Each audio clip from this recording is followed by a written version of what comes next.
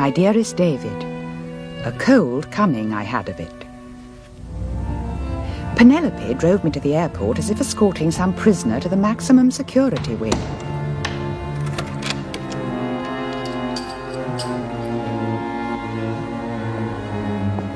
No doubt I shall be allowed back eventually to resume my peaceable existence.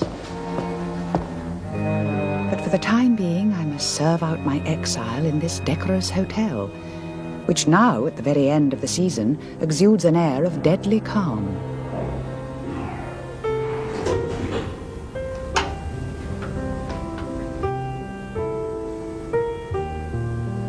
I can't help thinking one ought to be at home at this slowly darkening time of the year. And so I would be, had I not committed that apparently dreadful crime.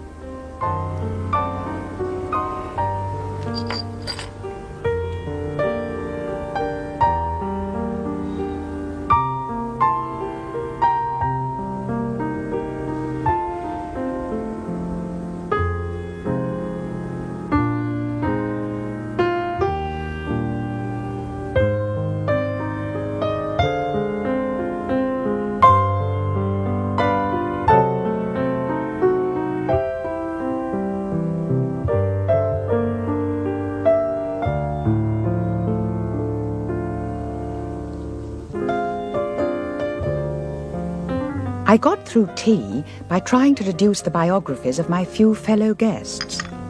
Although, of course, no one here would fit into the sort of fiction I write. Ah!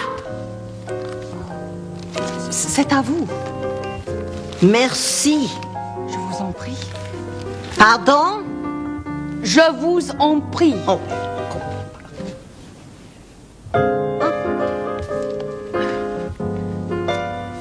There's an ancient veiled deaf lady, for example. I have her down as the widow of a Belgian confectioner. There you are at last, my darling. Yes, here I am. And there's a couple of English women, obviously mother and daughter, say late 50s and mid-20s. Very grand and self-assured.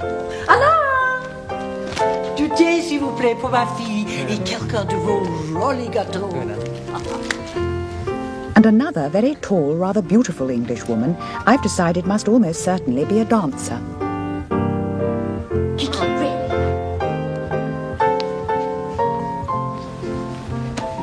All women, of course. And you know, David, how infinitely I prefer the company of men. Food fit for heroes. David. You never get anything like this at home.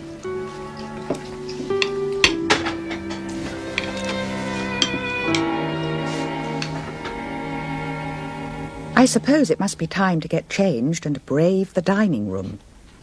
I know I'm still in disgrace and only starting to work off my probation. But already I miss you so much.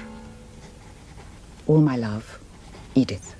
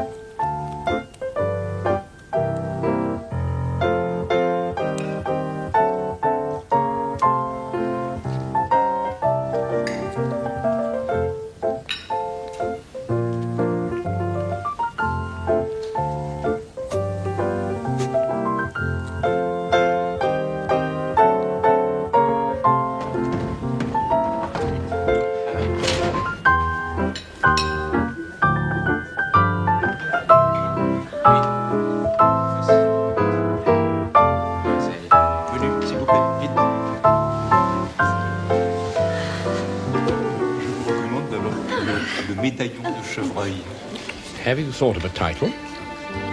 Beneath the Visiting Moon. Yes, very good. I like the theme of it. So do the publishers, fortunately. I think this time I should be able to negotiate a considerably larger advance. Although... What? It is beginning to change, you know, the romantic market. Is it? Yes, it's the cosmopolitan reader you have to think of now. The girl with the executive briefcase.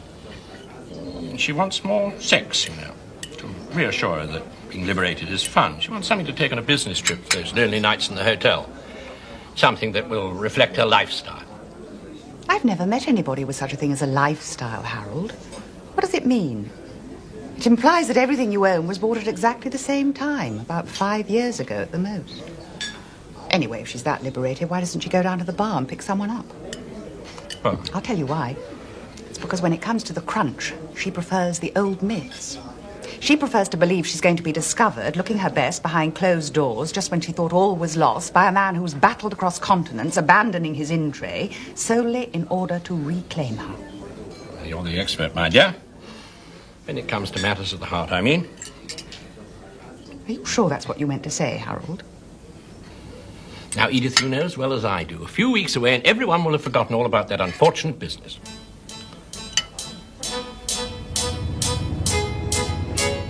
My books aren't about love, or only incidentally.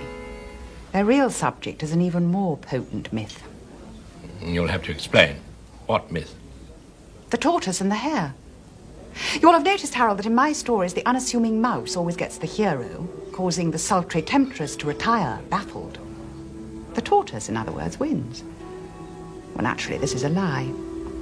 It's the hare who wins every time. In life, that is. Not in fiction. At least not in mine. The facts of life are too terrible for my kind of fiction.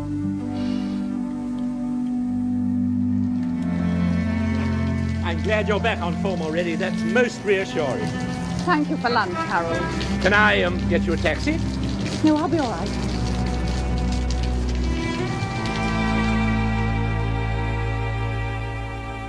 Mummy said, would you like to join us for coffee in the salon?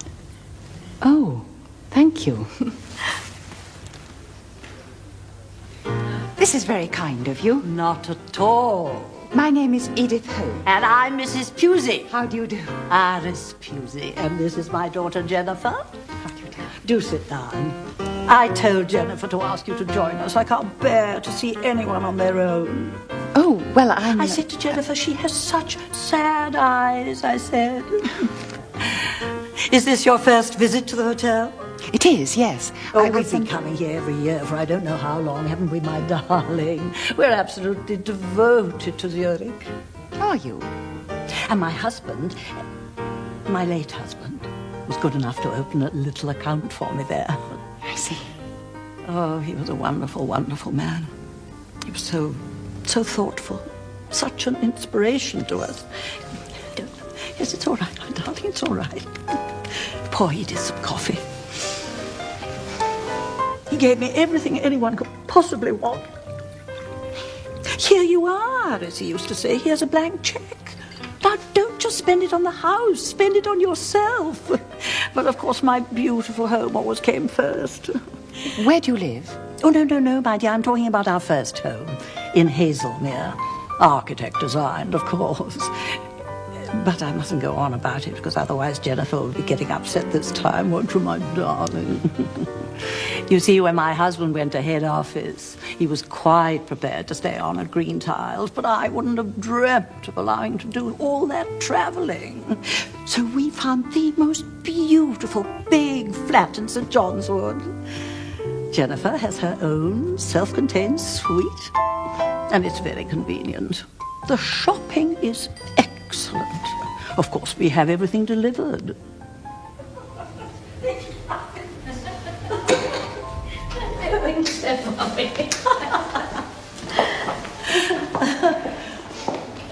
Good night. Oh, you're in the little room at the end, are you? Yes. Oh, very nice. Of course, Monsieur Hubert always gives us the same suite overlooking the lake. Do come in and have a look. Thank you.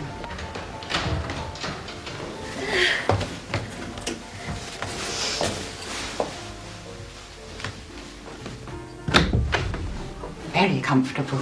Yes, isn't it? Now, come and see my bedroom.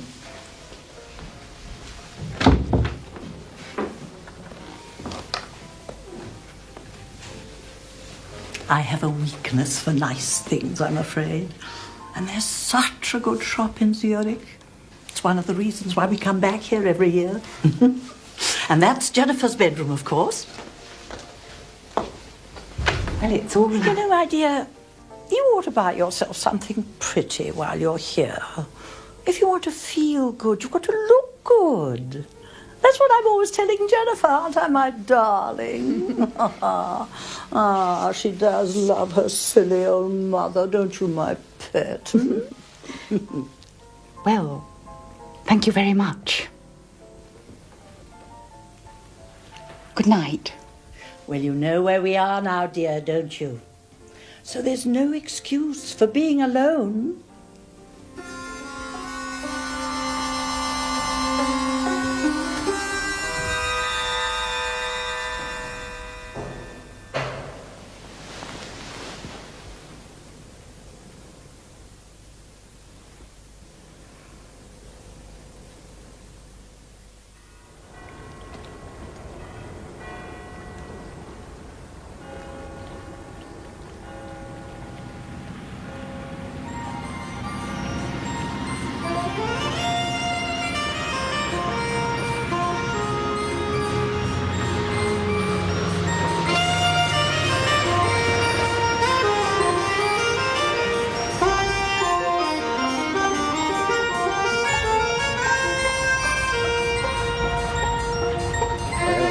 Thank you.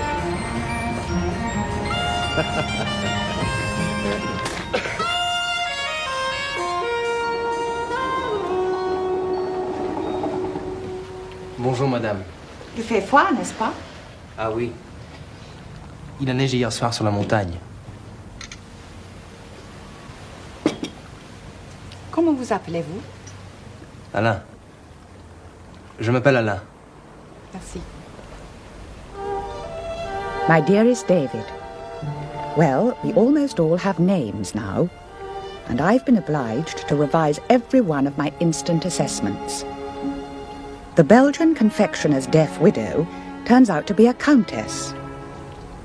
And the dancer has also had to be upgraded, since her husband, Sir John somebody, is apparently something frightfully important and dull in the EEC.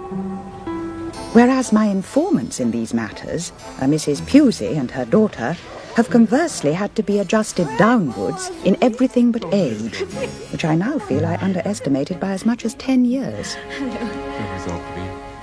So much for the novelist's famed powers of imagination. But then, I never was much good at human nature. I've always been able to make up characters. What I can't do is decipher them in real life.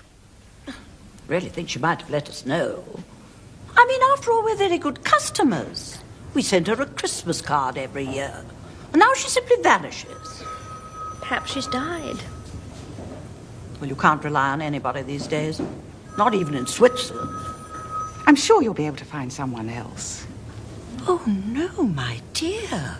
When it comes to drawn thread work, this little woman is simply incomparable.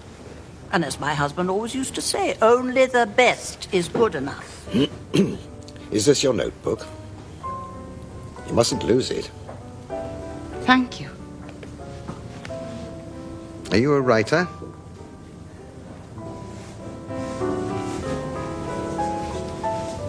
You know, it's been bothering me all day. You remind me of someone. Now, who is it? Virginia Woolf? You should know, Jennifer. Who could it be? Well, people usually seem to think it's... No. I know exactly who it is. It's Princess Anne. That's who it is. You're exactly like Princess Anne.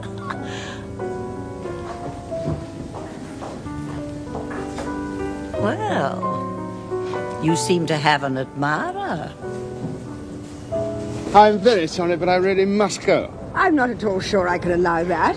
It's Sunday. What possible excuse can you make? I have to get back to the rooms.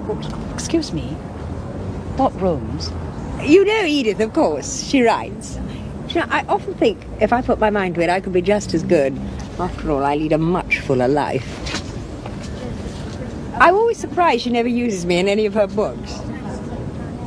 I do. It's just she's never noticed. But what are these rooms? A 5-story warehouse in Chiltern Street. I'm an auctioneer. Where do you live? That one's mine, there.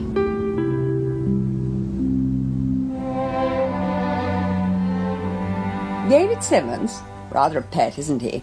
Runs an auction house. Of course, he's always had rather a soft spot for me. How do you know him? Oh, I was at school with his wife, Priscilla. Oh. You know, Priscilla, tall, fair, very good looking. You must have met her here often. I do worry about you, Edith, you know. Mooning about on your own. Why wouldn't you go out to dinner with Peter when he asked you? I'm not much company when I'm in the middle of a book. He's quite good value, you know. One of my nicer cast-offs. I'm sure. No, you're probably right. He's really rather a dreary little man. Now, I'm going to have to turn you out, I'm afraid. Richard will be back any minute. He's just dumping his wife off somewhere. Thank you, Penelope. That's quite all right, darling.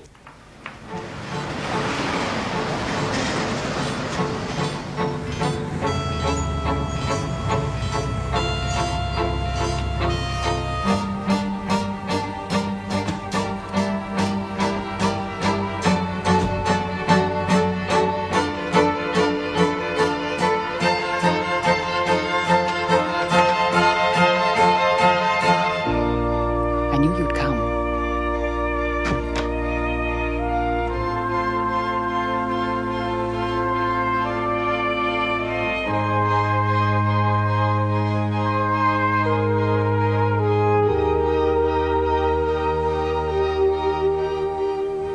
I've always understood the rules. No one to be hurt. No mention of lonely evenings or empty Sundays, or holidays cancelled at the last minute. All very rational and sensible. You can't imagine how much I long to see you again.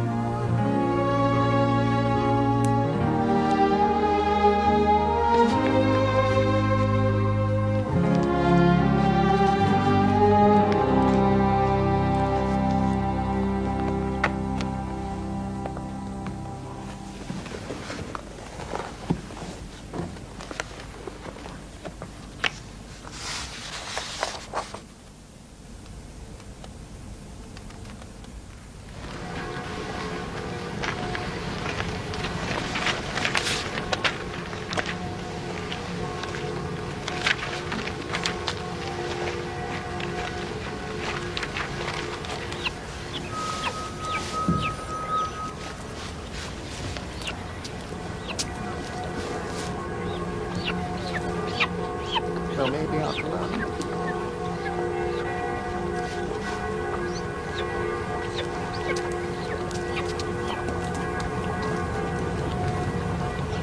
I say!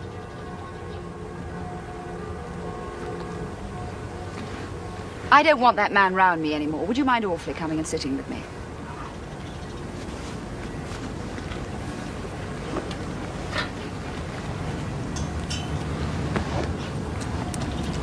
Monica. Edith.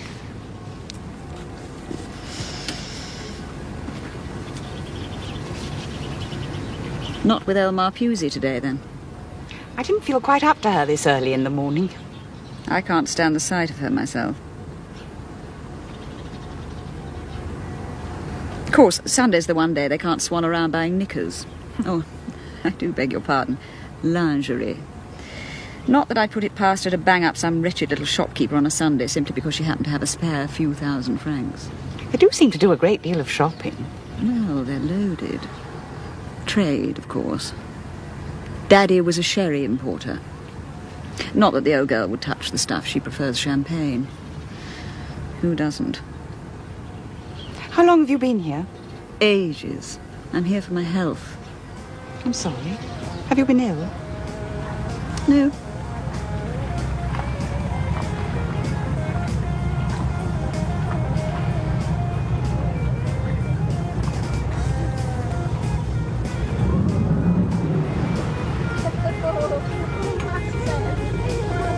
That's her son.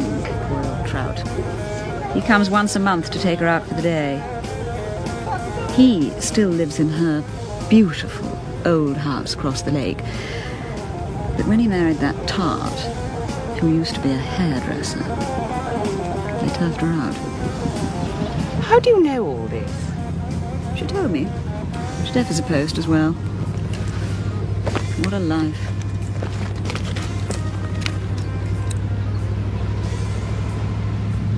No, thank you. I'm not allowed to, of course. Still, what the hell? What about a stroll into town? There's something soothing about Mrs. Pusey's simple greed. At least she's quite obviously having a good time. Jennifer's the one I can't make out. Jennifer, I assure you, it's entirely straightforward. Let's go in, shall we?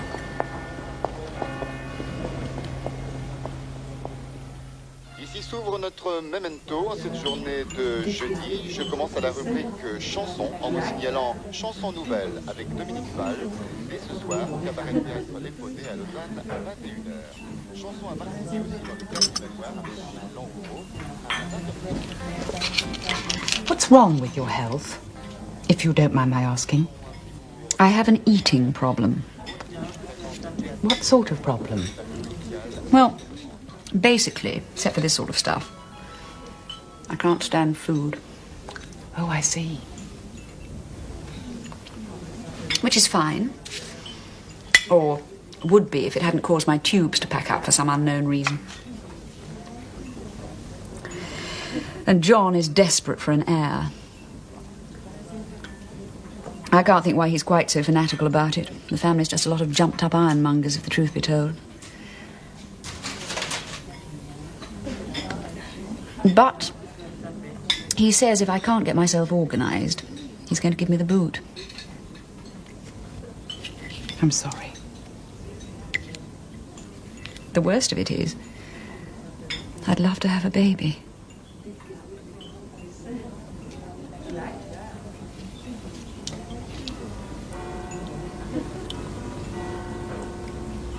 Hadn't we better be getting back? It's nearly lunchtime. I can't stand that dining room. I'm sick of that awful fish. And they've been told to spy on me. That's why I have to take Kiki in with me. Where is Kiki today? He misbehaved himself again. They made me lock him in the bathroom.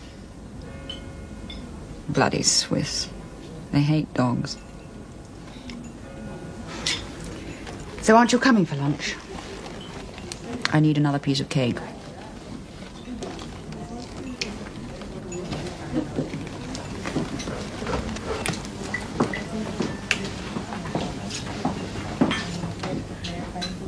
But you will spend some time with me, won't you? I feel safe with you. So do most people, I'm afraid.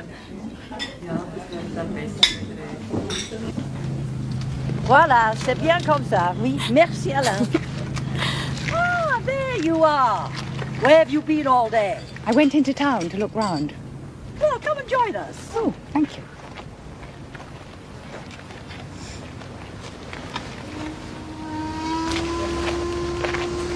Good afternoon, ladies. I thought you might like a look at the papers. Ah, that's very kind of you, Mr. Neville. I'm sure the others will be delighted, but I'd just as soon not. I find them so depressing. The world is so ugly. I know I'm old-fashioned, but I prefer to stick to my book. The Sun at Midnight by Vanessa Wilde. And not an author known to me, I regret to say. Most enjoyable. I'm afraid this isn't one of her best. Oh, really? Truffle?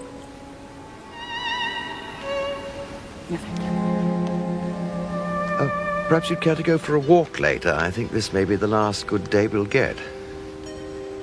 Well, No, dear, you go. Go.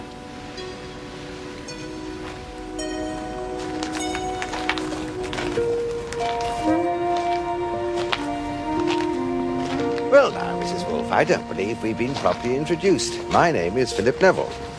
And you, I gather, are Miss Hope. that's right. Or may I call you Vanessa Wilde?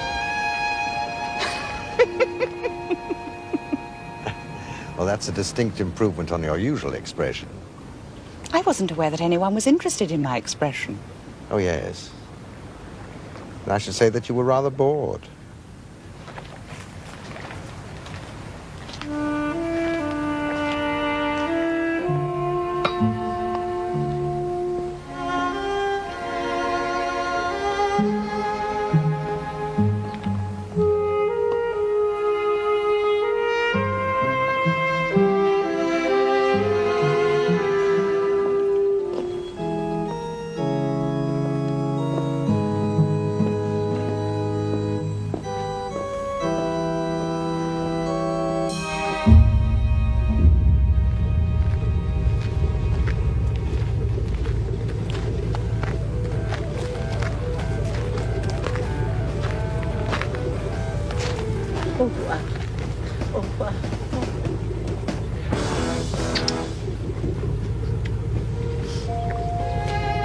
Do you know those hills over there to the south? No. There's some very good restaurants. I'll telephone you if I may. By all means.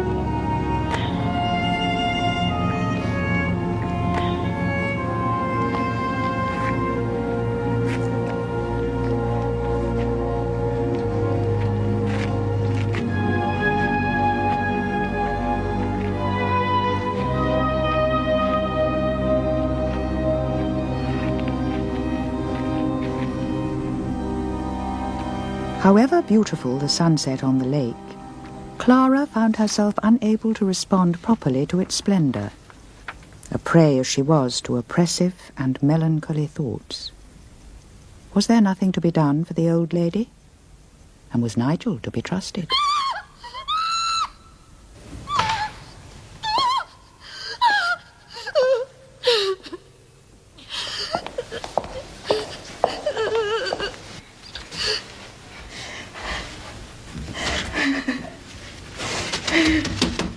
Up. The biggest spider you've ever seen. All gone. Oh, thank you so much. She's been terrified of spiders ever since she was tiny. Well, if everyone's all right, I think I'll say good night. Everyone's perfectly all right.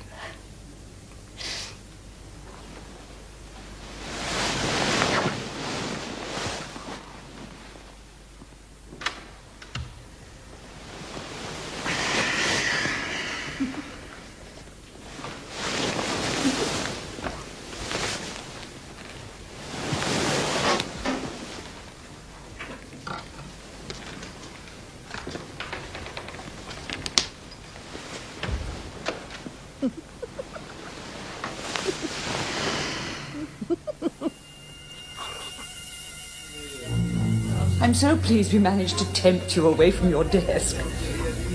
Oh, that's very sweet of you. You shouldn't have. They're from the garden.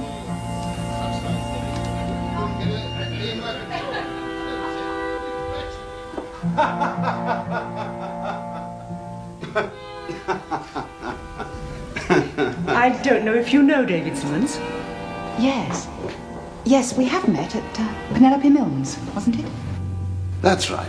And this is his wife, Priscilla. How do you do? Hello. And our old friend, Geoffrey Long. How do you do? How do you do?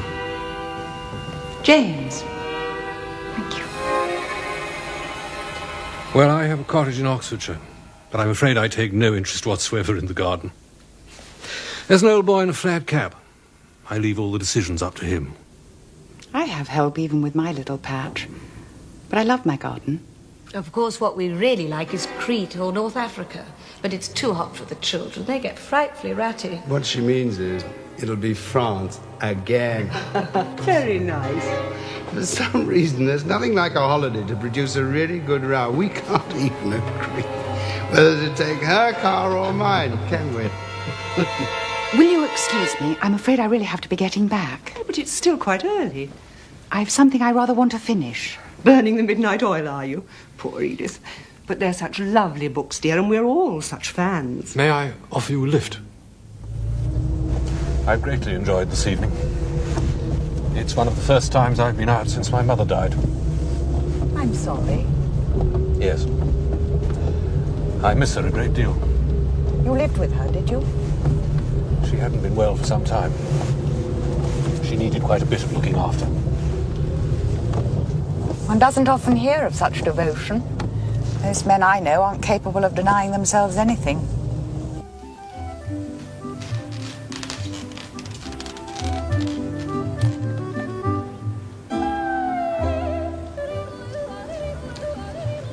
Oh, thanks.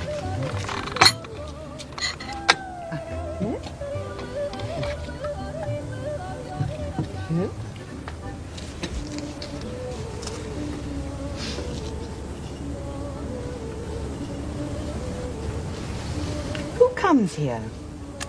People like us. Why didn't you tell me about it? No, it's too nice a day for all that. And I'm having such a good time. You here to finish off a book? That's right. Why on earth are you here? Why shouldn't I be here? Well, that hotel hardly seems the place for you. I'm rather fond of it. I came here once with my wife, and as I was at this conference in Zurich... What about? Electronics. I have quite a sizable electronics firm near Marlborough. She's doing surprisingly well. And your wife didn't come with you this time? No. No, she left me 3 years ago. Ran away with a man 10 years her junior, with whom she remains, despite all predictions, radiantly happy. How marvellous. Oh, I'm sorry. Do you often think about being happy? All the time. It's a mistake, if I may say so. I dare say you're in love. Now, you mustn't confuse happiness with one particular person. Since I stopped doing that, I discovered the secret of contentment. You better tell me what it is. Well, it's simple, really. Avoid huge emotional investments and you can do what you like. If you're prepared to do the one thing that's drilled out of you from early childhood, which is to say, please yourself, there's no reason why you should ever be unhappy again. Or entirely happy either. You're a romantic, Edith. May I call you Edith? Miss Hope seems unduly melancholy. Yes, but why do you call me a romantic just because I don't see things the way you do? No, it's because you're misled by what you want to believe. I mean, surely you must know, however much two people profess to love one another, there's no such thing as complete harmony. Yes. Well, then use that knowledge. You've no idea how promising the world begins to look once you've decided to have it all to yourself. But suppose you prefer to share your life? Nay, much better to live it. You'd be surprised how many friends it'll make you. People feel at home with low moral standards. It's scruples that make them uneasy. There's some flaw in your reasoning. But I'm not sure I'm all that interested in finding out what it is. This life you advocate with its low moral standards, you really recommend it? For others, I mean. You mean do I tolerate low moral standards in others? Well, at least I've come to understand them. You're wrong to think you cannot live without love, Edith. No, I cannot live without it. By which I mean I cannot live well without it. I can't think or speak or write or even dream with any kind of energy. I implode. My idea of absolute happiness is to sit in a hot garden all day, reading or writing, safe in the knowledge that the person I love will come home to me in the evening. Every evening. Then you are a romantic. No. I'm a domestic animal. I don't want extravagant displays of passion. What I crave is the simplicity of routine. An evening walk, a game of cards, preparing a meal together. Putting the cat out. I'm glad you find this so amusing. Clearly you order things better in Swindon or wherever it is you... That's more like it. I'm sorry. You're obviously a good woman. Why do you say that? Good women always think it's their fault when somebody else is being offensive. Bad women never take the blame for anything.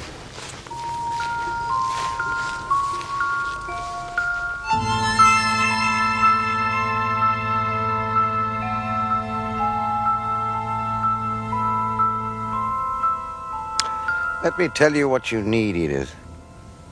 I thought I told you. I know you think you've just told me, but you're mistaken. You don't need more love. You need less. It's love which has brought you to the Hotel du Lac out of season to sit with those women and talk about clothes. Is that what you want? No. There's not love you need. It's marriage. Yes, I know. When you're married, you can behave as badly as everybody else. You'll be much more popular. You'll never have to wait by the telephone again.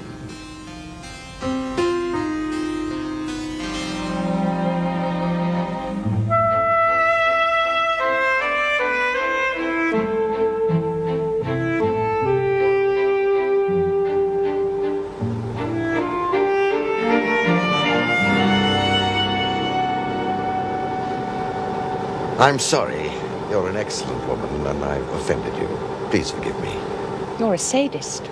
So my wife always told me. I don't know why you should assume my capacity for bad behavior is never used. Well, if it were, you would hardly be moping around in that cardigan. I hate you.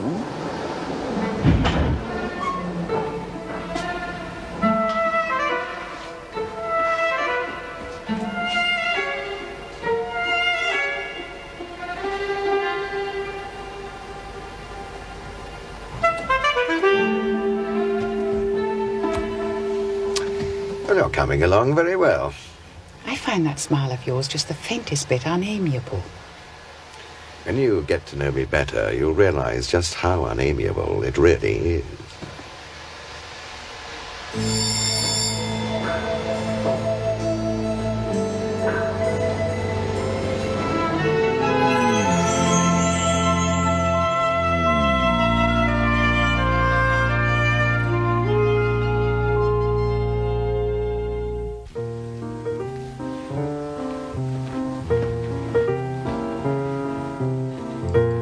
I was wearing the green dress you've always disliked, safe in the knowledge that you would not be here to dislike it.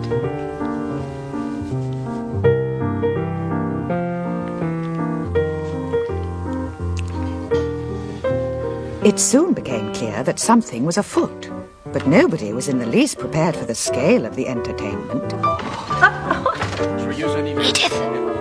C'est magnifique. Merci, monsieur. Merci. Quelques humbles fleurs, tout modestement. Je suis confuse. Je suis ravi. Bonsoir, madame. Bonsoir.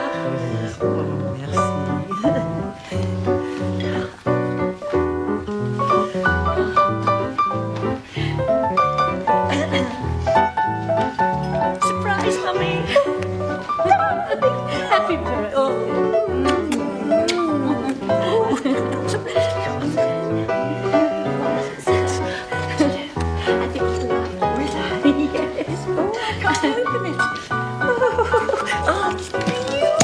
You would travel. Oh, champagne pour tout le monde. Oui. Champagne des verres.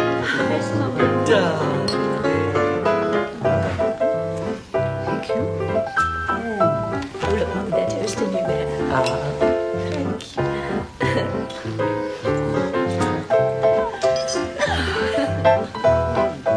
Oh, Mummy, look. It was Mrs. Pusey's birthday, but which, her cake, though vast, offered no clue. Happy birthday, oh, darling, it's happy birthday to you. Oh, darling. Happy birthday, dear Mommy. Joyeux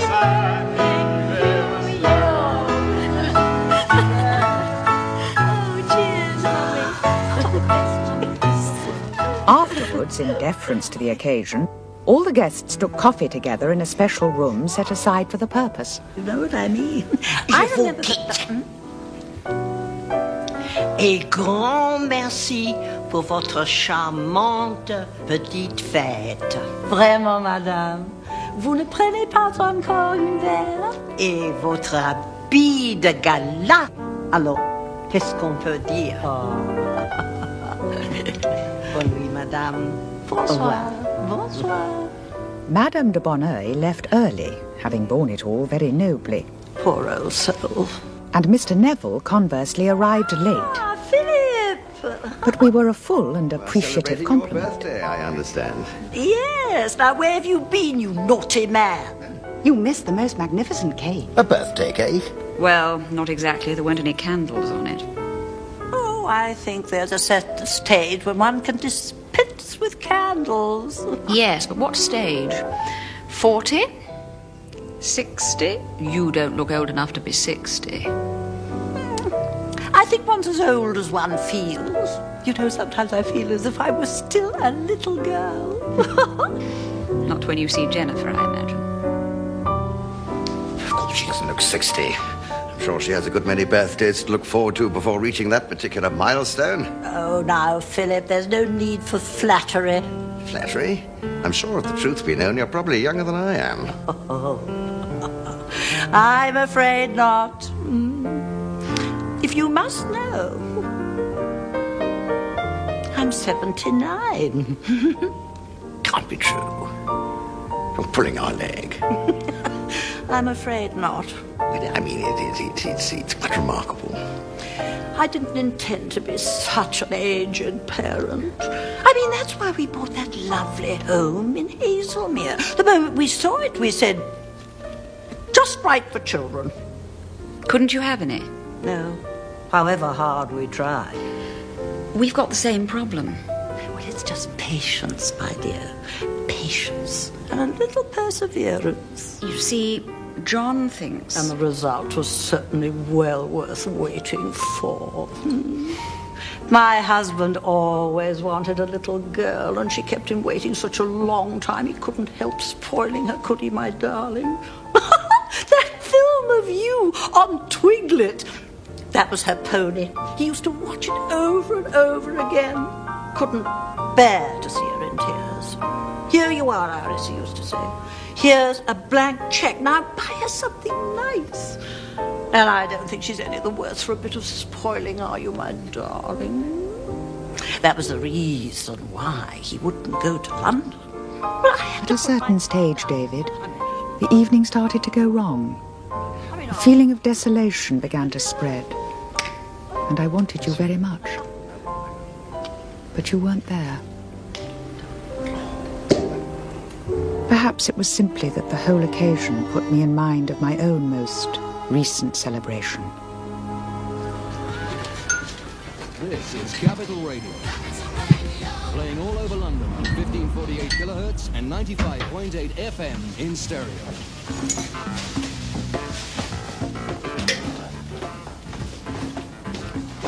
I hope you've had your bath. Why? Why? Because it's 10 o'clock, that's why. And the car's coming at 11:30, isn't it? Yes. I know you're in a dream half the time, making up those stories of yours, but I'd have thought today of all days you'd... Well... Off you go, then. I'll look after the caterers. Remember, you haven't got all day.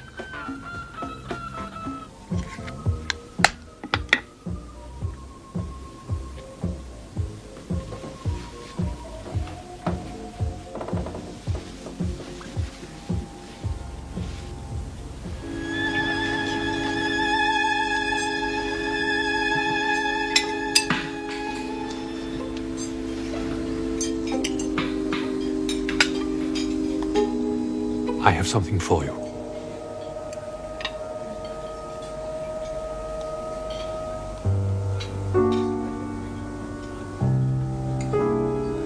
It was my mother's. I know she would have wanted you to have it.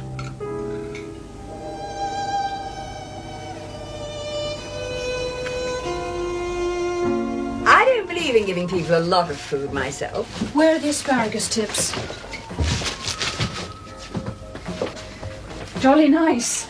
Now, would you mind giving us a bit of elbow room? We've got another due in Tregunta Road in half an hour. Look here. I brought you this in for the cake.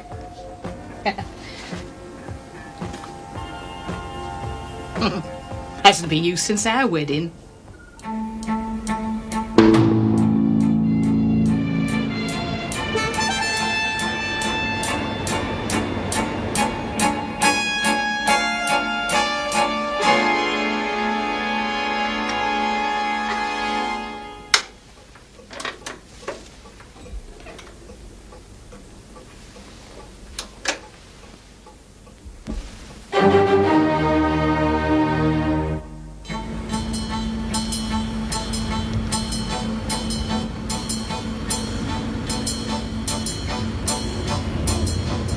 Would you take me on a little further, please? I've changed my mind.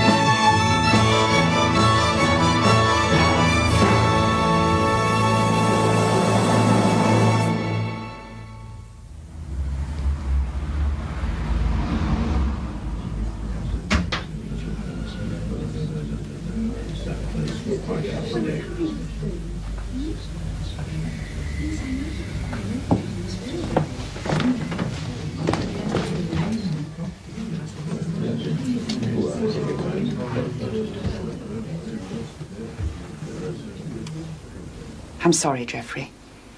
I have nothing to say to you, Edith. You have made me a laughingstock. I think you will find it's I who am the laughingstock. I'm only grateful poor mother didn't live to see this.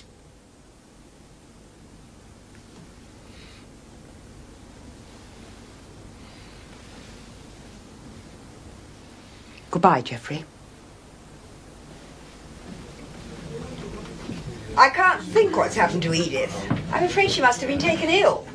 No, I'm quite all right. Thank you for looking after everyone, Penelope. When they leave, perhaps you might ask them to take their presents away. And if anyone wants me, I'll be in the garden with my agent. Well.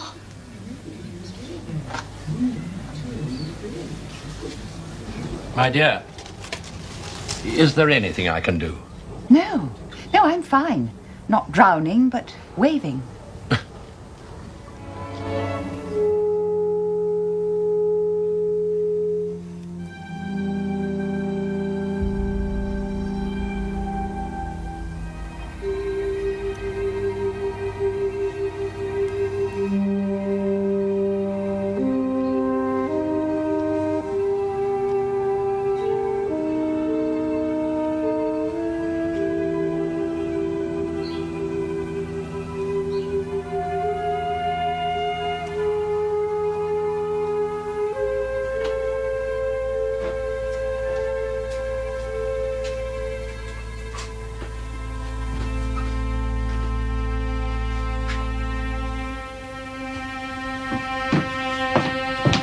Well, what have you been up to? I couldn't go through with it. I can't say I'm sorry.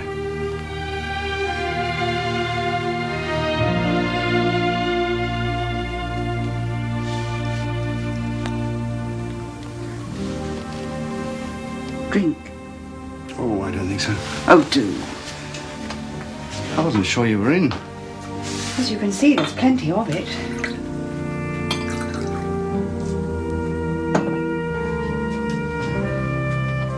We've been sitting in the dark.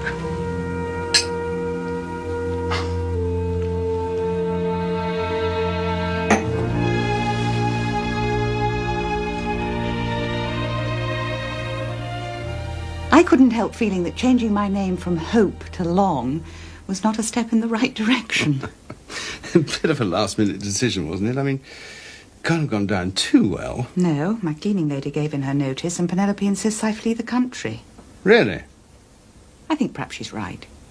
Maybe I will go away for a while. In fact, that was probably my mistake. I didn't want to get married. I just needed a holiday. Oh, God. I didn't think I was ever going to see you again. No. I mean, just for a moment, I really did think you were in love. Well, I... Come on, let's go upstairs.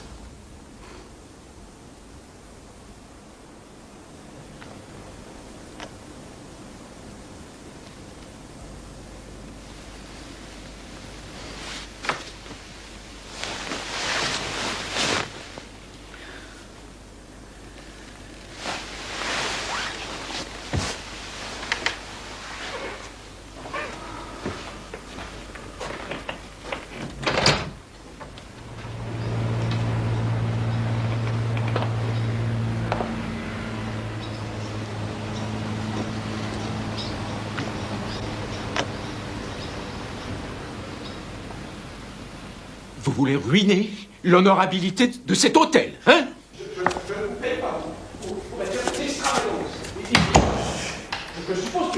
Je n'ai rien fait, monsieur. Mais je n'ai rien fait, monsieur. Madame, dites-leur. Je n'ai rien fait, madame. Would somebody tell me what's happened? Oh, Edith, how good of you to come. What's the matter, Mrs. Pusey? Are you ill? No, I'm all right. It's Jennifer. Oh, will you go to her, please?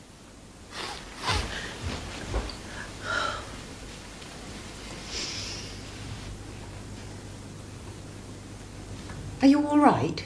Yes. What's going on? Nothing. Well, is there anything I can do for you? Wouldn't mind some more coffee. Coffee? Yes. Sure you don't need a doctor or anything? Good God, no. Just look after Mummy for me, would you?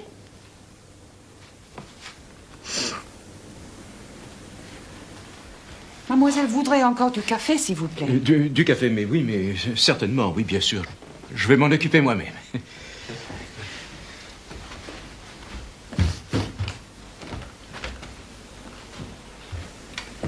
What's going on? Why was Monsieur Hubert shaking poor Alain? Poor Alain? I like that. What happened? Well, I couldn't sleep. I didn't get off till about dawn, and then all of a sudden I woke up and I heard a noise in Jennifer's room. A door. I was absolutely terrified. Well, she seems quite all right. Yes, thank heavens. It was that dreadful boy. Who knows what he might not have done if I... I'm sure there's been some misunderstanding. I never trusted him. His eyes are too small. Are you sure he wasn't just taking in Jennifer's breakfast? He'll have to go, of course. I'll speak to Monsieur Hubert about him. Well, if you're all right, I'll... Oh, yes, dear, you go, you go. I know what a walker you are.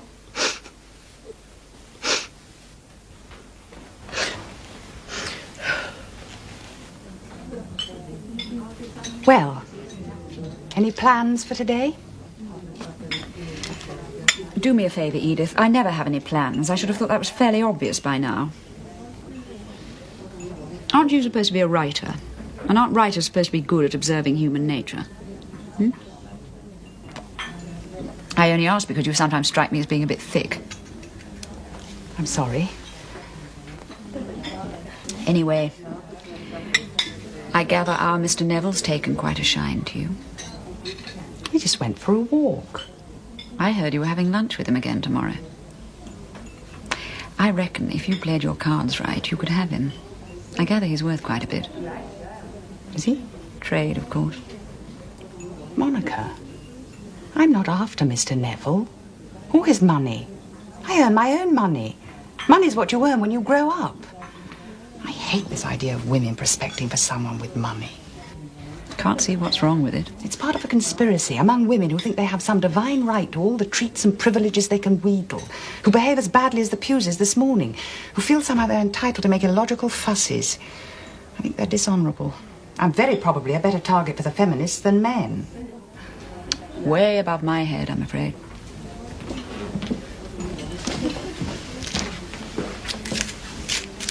Now, look what I've got. Baby. I wonder that dog isn't enormous. He sicks most of it up. Anyway, I didn't say you were after him. Why shouldn't he be after you?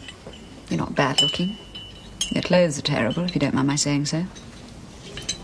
Monica, I am not in love with Mr. Neville. Who said anything about love?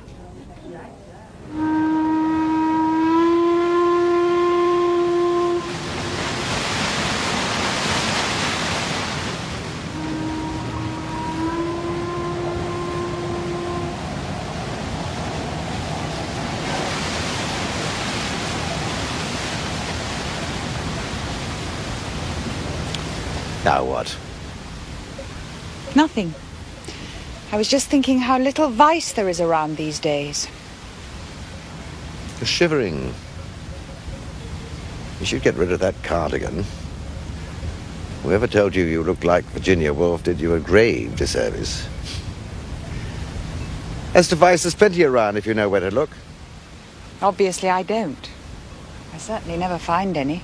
You don't try hard enough. Anyway, didn't we say we were going to change all that?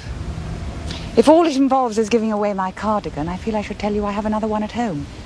I suppose I could give that away as well, but I feel I'm too spiritless for radical gestures. I'm just not fascinating. No. One sees that. Oh, come on, let's stroll round the deck. After all, this is a pleasure steamer.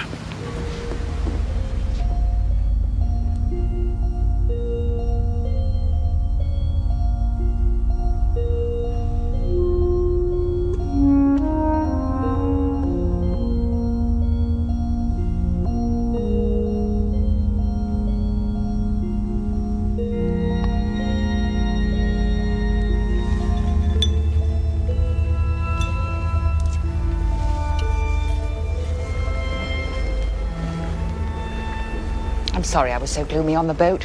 I lost my bearings. I had the feeling we might not be allowed back. Is there so much to go back to? Oh, I'm sorry, please forgive me. You may not be a fascinating woman, Edith, but you certainly know how to make a man uncomfortable. Am I to take that as a compliment? Now, that's the sort of remark I associate with a lesser woman. You're unsettling. Why can't you just leave it at that? Why'd you have to dimple and bridle like some ingenue? Am I to take that as a compliment? All right, but I'm not here to pass tests, you know. I'm supposed to be enjoying myself. You'll find one does not preclude the other. I suggest you allow me to order for you.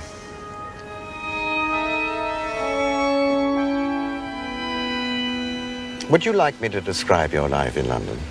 It's not very difficult.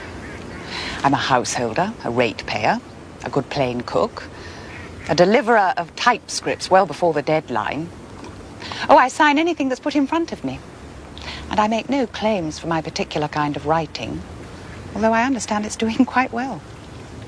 Yes, that's your persona. What I have in mind is your life. Go on, then. Let me see. You've got quite a comfortable income. You go to drinks parties and dinner parties and publishers' parties. But you don't enjoy yourself. You come home alone. You're fussy about your house. You've had lovers, but not half as many as your friends have had.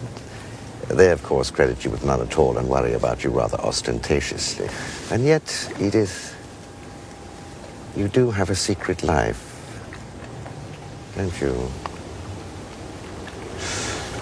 I think you should marry me, Edith.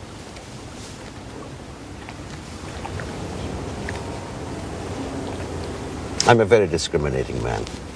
I have a small estate and a very fine house, Regency Gothic, and a rather well-known collection of famille rose dishes. I'm sure you love beautiful things. You're wrong. I don't love things at all. I'm away quite often, and I dislike having to come back to a house occupied solely by the couple who run it. You'll fit perfectly into that setting. You make it sound like a job application, and I haven't applied for the job. My wife's adventure made a laughing stock of me. Now I lead a wife I can trust. Things haven't been easy for me. And you're not making it easy for me. I'm making it easier. I've watched you at the hotel trying to talk to those women, and when you think you're alone, your expression is full of sorrow. You think I'm a hopeless case? You're a lady. It's rather out of fashion these days. You'll do very well as my wife. Unmarried, I'm afraid you'll soon look a bit of a fool. And what will I do in your fine house when you're away? Whatever you do now. Write. You might even find you write rather better than you thought you could. Edith Neville. It's a good name for an author. You do me credit. You're not the sort of hysterical woman men are afraid of, carrying on as though they're a constant object of scandal or desire, boasting about their conquest and their performance, who think they can do what they like as long as they keep their friends entertained. Most women are afraid of that sort of woman. No, most women are that sort of woman. I always thought men preferred them. Well, in a sense, they feel they're missing out if they get anything that's less than tricky or fantastic, and they like the danger, but it's so tiring. You get no work done. I see. You're paying me the compliment of assuming no one else will ever want me. I'm paying you the compliment of believing you'll never shame me or ridicule me or hurt my feelings. But I thought the other day you were preaching a doctrine of pure selfishness. Well, I'm not asking you to lose all for love. What I'm proposing is an enlightened partnership. I mean, if you wanted to take a lover, that would be your concern. And you? Well, naturally the same thing would apply. In my case, it would always be a trivial matter. You wouldn't hear of it. Shared interests, companionship. These are the important things as far as I'm concerned. Aren't you tired of being polite to rude people? Naturally, you'll be able to entertain your friends. And you'll find, by the way, that they'll treat you quite differently. You'll be able to behave as badly as you like, and you'll be respected for it. And at last, people will start to feel comfortable with you. You're lonely, Edith. It's getting cold. Shall we go?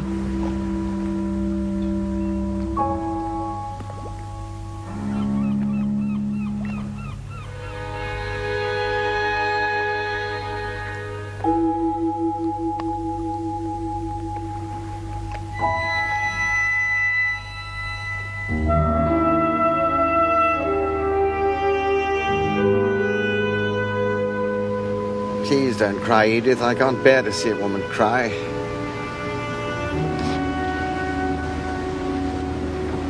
Makes me want to hit her.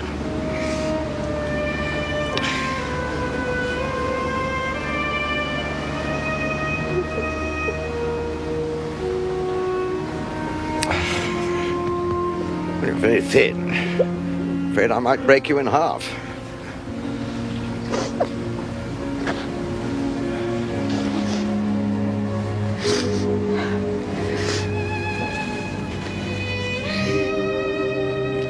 So, I'm to be airlifted out of my present life in order to ensure that your feelings are never hurt again.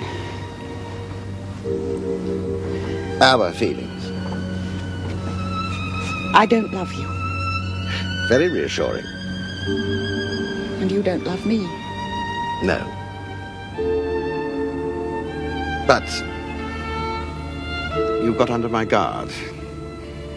You've moved me and touched me in a way I no longer care to be moved and touched. Not to worry, though. I'm sure it won't last.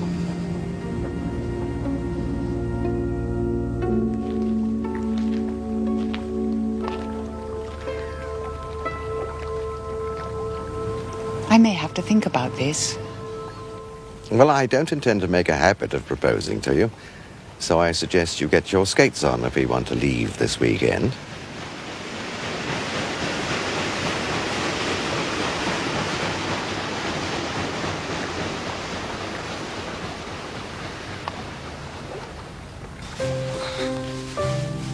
I suppose they'll be coming to cart her off to her winter quarters soon. Some dingy hotel room in Lausanne. Will you be going back soon? Tomorrow. Mission a total failure. By this time next year, they'll have pensioned me off.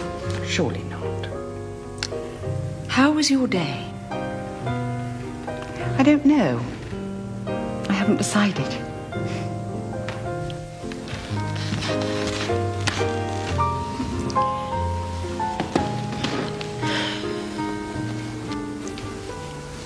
Of course, I hate travelling. And you've done so much.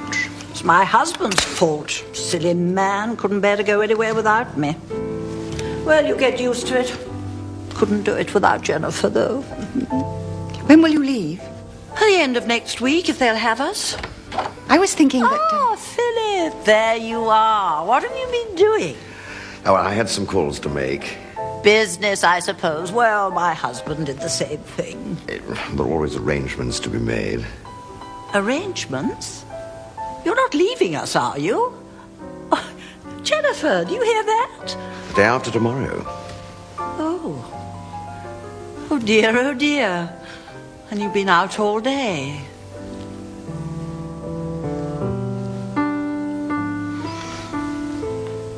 If you'll excuse me. Yes, of course, my dear. Good night. Please, don't get up.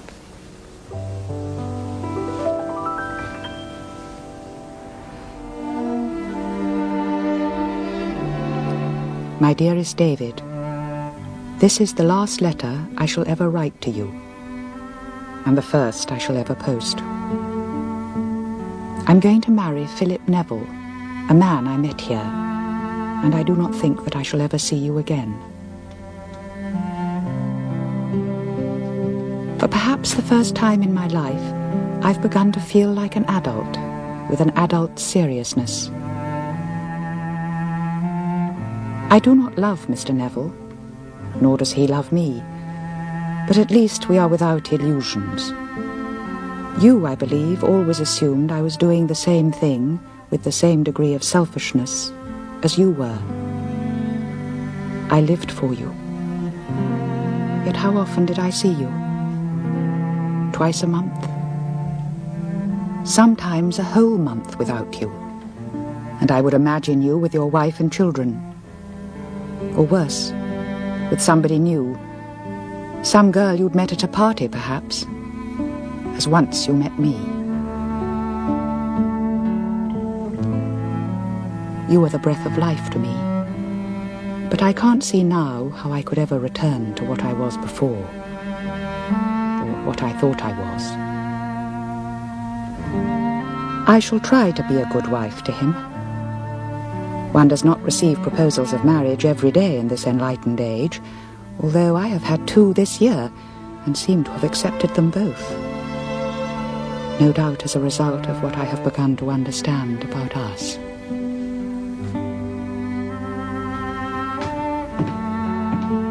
I know you always thought I wrote my stories with a mechanical and detached cynicism. You were wrong. I believed every word of them. I still do.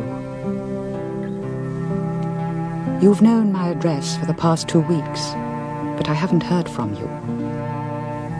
Therefore, there seems no point in telling you where I shall be living. I don't know how to end this letter.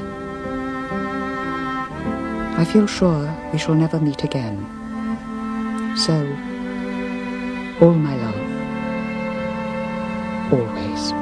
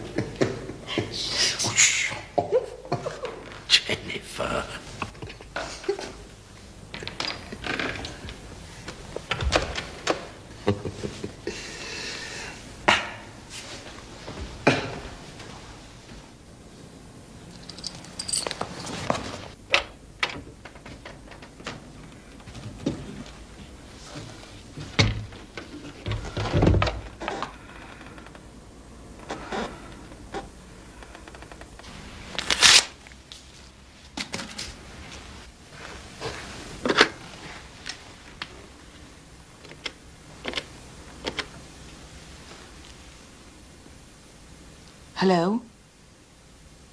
Hope. I'd like you to get me a ticket on the next flight to London. And I'd also like to send a telegram to David Simmons, Chiltern Street, London, W1. And the message is, coming home. No, sorry, that's wrong. Just put, returning.